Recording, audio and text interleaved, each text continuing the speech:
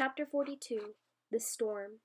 "Get them! I want them caught!" Dom Daniel's bellows of rage echoed through the mist. Jenna and Boy 412 paddled Muriel 2 as hard as they could toward the Deppen ditch, and Nico, who had not been parted from the hunter's canoe, followed them. Another yell from Dom Daniel caught their attention. "Send the swimmers out! Now!" There was a lull in the sounds emanating from the Vengeance, while the only two sailors on board who could swim were pursued around the deck and caught.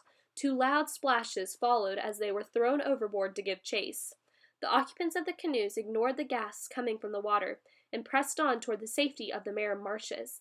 Far beyond them the two swimmers, who had been knocked half unconscious by the huge drop, swam around in circles in a state of shock, realizing that what the old seafarers had told them was true. It was indeed unlucky for a sailor to know how to swim. On the deck of the Vengeance, Dom Daniel retreated to his throne. The deckhands had shrunk away after being made to throw two of their shipmates overboard, and Dom Daniel had the deck to himself. A deep chill surrounded him as he sat on his throne and immersed himself in his dark magic, chanting and wailing his way through a long and complicated reverse incantation. Dom Daniel was summoning up the tides. The incoming tide obeyed him and gathered itself up from the sea and poured in, tumbling and churning past the port, funneling itself up into the river, dragging with it dolphins and jellyfish, turtles and seals, as they were all swept along with the irresistible current. The water rose. Higher and higher it climbed, while the canoes struggled slowly across the surging river. As the canoes reached the mouth of the Deppen ditch, it became even more difficult to control them in the tide race that was quickly filling up the ditch. "It's too rough!" yelled Jenna over the rush of the water, fighting with her paddle against yet another eddy as Muriel too pitched from side to side in the swirling waters. The flood tide carried the canoes along with it, taking them into the ditch at breakneck speed, twisting and turning helplessly in the wild surge. As they were thrown along like so much flotsam and jetsam, Nico could see that already the water was brimming to the top of the ditch. He had never known anything like it before. "Something's wrong!" he yelled back at Jenna. "It shouldn't be like this!" "It's him!" shouted Boy 412, waving his paddle in the direction of Dom Daniel, and immediately wishing he hadn't, as Muriel too lurched sickeningly to one side. "Listen!" As the Vengeance had begun to rise high in the water and tug on her anchor chain, Dom Daniel had changed his commands and was shouting above the roar of the tide. "Blow! Blow! Blow!" he screamed. "Blow! Blow! Blow!" The wind gathered and did what it was commanded to do. It came in fast, with a wild howl, throwing the surface of the water into waves and pitching the canoes violently from side to side. It blew away the mist, and perched high up in the water at the top of the Deppen ditch, Jenna, Nico, and Boy 412 could now see the Vengeance clearly. The Vengeance could also see them. On the prow of the ship, Dom Daniel took out his eyeglass and searched until he saw what he was looking for: canoes. And as he studied the occupants, his worst fears were realized. There was no mistaking the long dark hair and the golden circlet on the girl in the front of the strange green canoe. It was the Queenling. The Queenling had been on board his ship. She had been running around under his very nose, and he had let her escape. Dom Daniel became strangely quiet as he gathered his energies and summoned the most powerful storm he could muster. The dark magic turned the howl of the wind into an ear-splitting shriek.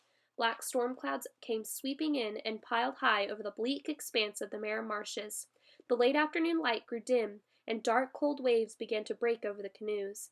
"The water's coming in! I'm soaked!" yelled Jenna, as she fought to keep control of Muriel too, while Boy 412 frantically bailed out the water. Nico was having trouble in the hunter's canoe. A wave had just crashed over him, and the canoe was now awash. Another wave like that, thought Nico, and he'd be at the bottom of the Deppen ditch.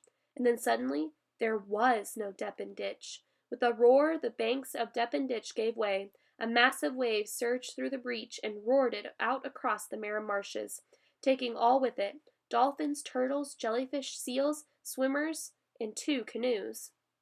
The speed at which Nico was traveling was faster than he had ever dreamed possible.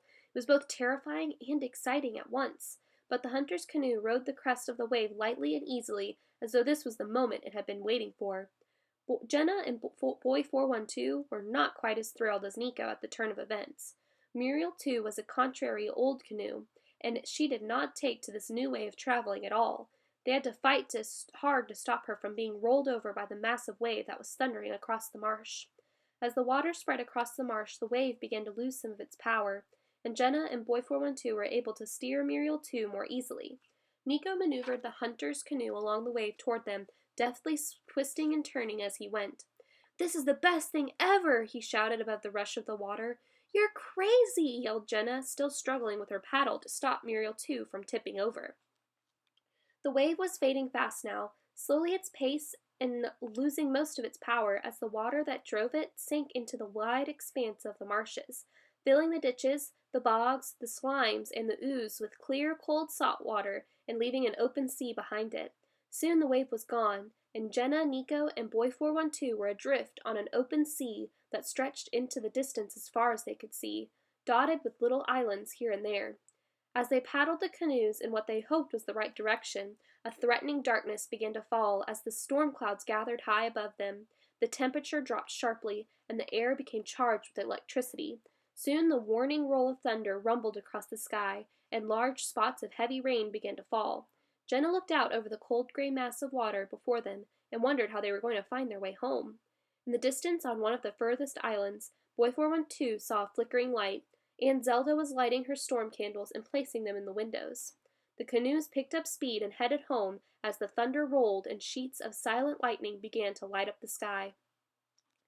Aunt Zelda's door was open. She was expecting them. They tied the canoes to the boot scraper by the front door and walked into the strangely silent cottage. Aunt Zelda was in the kitchen with Bogart. "We're back!" yelled Aunt Jenna. Aunt Zelda came out from the kitchen, quietly closing the door behind her. "Did you find him?" she asked. "Find who?" said Jenna. "The apprentice boy, Septimus." "Oh, him!" So much had happened since they had set off that morning that Jenna had forgotten why they went in the first place. "My goodness, you got back just in time. It's dark already," said Aunt Zelda, bustling over to close the door. "Yes, it's— Ah!" screamed Aunt Zelda as she reached the door and saw the water lapping at the doorstep, not to mention 2 canoes bobbing up and down outside. "We're flooded! The animals! They'll drown!" "They're all right," Jenna reassured her. "The chickens are all on top of the chicken boat. We counted them, and the goat has climbed up onto the roof." "The roof?" "Yes, she was eating the thatch when we saw her." Oh well. "The ducks are fine, and the rabbits— well, I think I saw them just kind of floating around." "Floating around?" cried Aunt Zelda. "Rabbits don't float." "These rabbits were. I passed quite a few just lying on their backs, like they were sunbathing." "Sunbathing?" squeaked Aunt Zelda. "At night?" "Aunt Zelda," said Jenna sternly, "forget the rabbits. There's a storm coming." Aunt Zelda stopped fussing and surveyed the 3 damp figures in front of her. "I'm sorry," she said. "What was I thinking about? Go and get dry by the fire." While Jenna, Nico, and Boy 412 stood steaming by the fire, Aunt Zelda peered out into the night again. Then she quietly closed the cottage door. "There's a darkness out there," she whispered. "I should have noticed, but Bogart's been bad, very bad. And to think you've been out in it on your own." Aunt Zelda shivered. Jenna started to explain. "It's Don Daniel," she said. He's what?" "Horrible," said Jenna. "We saw him on his ship." "You what?" said Aunt Zelda, open-mouthed, not daring to believe what she was hearing. "You saw Dom Daniel on the Vengeance? Where?" "Near the Depin ditch. We just climbed up and—" "Climbed up what?" "The ladder. We got on the ship. You've been on the Vengeance." Aunt Zelda could hardly understand what she was hearing. Jenna noticed that her aunt had suddenly gone very pale, and her hands were trembling slightly. "It's a bad ship," said Nico. "Smells bad. Feels bad." "You were on there too?" "No," said Nico, wishing now that he had been. "I would have gone, but my unseen wasn't good enough, so I stayed behind, with the canoes." It took Aunt Zelda a few seconds to take this all in. She looked at Boy 412. "So you and Jenna have been on that dark ship. On your own. In the middle of all that dark magic? Why?" "Oh, well, we met Arthur," Jenna tried to explain. "Arthur?" "He told us that Marcia? What's Marcia got to do with it?" "She's been captured by Dom Daniel," said Boy 412. "Arthur said he thought she might be on the ship, and she was. We saw her." "Oh my, this just gets worse." Aunt Zelda collapsed onto her chair by the fire. "That interfering old ghost should know better," snapped Aunt Zelda, "sending 3 youngsters off to the dark ship. What was he thinking of?" "He didn't send us. Really he didn't," said Boy 412. "He told us not to, but we had to try to rescue Marcia. But we couldn't, though." "Marcia's captured," whispered Aunt Zelda. "This is bad." She stabbed at the fire with a poker, and a few flames shot into the air. A long, loud rumble of thunder rolled across the sky right above the cottage, shaking it to its foundations. A wild gust of wind found its way through the windows, blowing out the storm candles and leaving only the flickering fire to light the room. A moment later, a sudden downpour of hail clattered against the windows and fell down the chimney, putting out the fire with an angry hiss. The cottage was plunged into darkness. "The lanterns," said Aunt Zelda, getting up and finding her way through the dark to the lantern cupboard. Maxie whined, and Bert hid her head under her one good wing. "Bother! Now where's the key?" muttered Aunt Zelda, scrabbling around in her pockets and finding nothing. "Bother, bother, bother." Crack! A bolt of lightning shot past the windows, illuminating the scene outside, and struck the water very close to the cottage. "Missed," said Aunt Zelda grimly. "Just." Maxie yelped and burrowed under the rug. Nico was staring out the window. In the brief glare of the lightning, he had seen something he had not wanted to see again. "He's coming," he said quietly.